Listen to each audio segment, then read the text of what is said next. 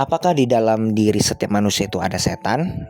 Saya pribadi percaya bahwa setan itu bisa masuk ke tubuh manusia jikalau manusia itu mengizinkannya.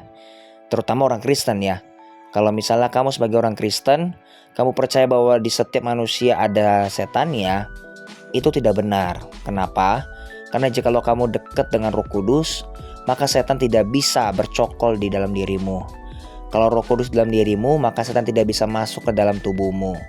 Tetapi dia hanya bisa menggoda kita. Dengan cara apa? Dengan cara di luar dari kendali kita. Misalnya, kalau kita orangnya sudah menjadi orangnya penyabar, setan bisa pakai di sekeliling kita supaya kita bisa marah-marah.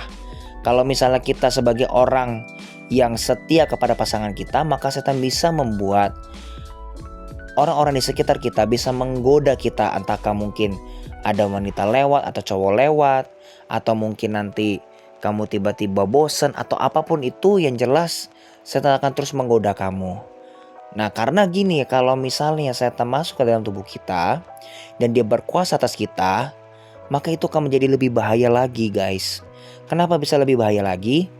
Karena kalau dia sudah masuk ke dalam tubuh kita, kita mengizinkannya, maka kita akan semakin jahat daripada yang dulu.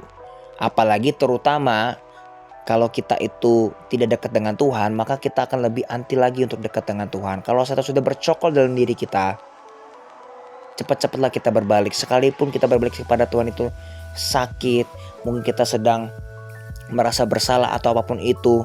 Kalau kita merasa bersalah pun, cepat-cepatlah balik sama Tuhan Yesus. Jangan izinkan setan itu masuk ke dalam duniamu, jangan masuk ke dalam tubuhmu. Karena jikalau kamu tahu bahwa setan sudah dalam dirimu, datanglah kepada Yesus. Jangan takut. Nanti Roh Kudus akan pulihkan pelan-pelan.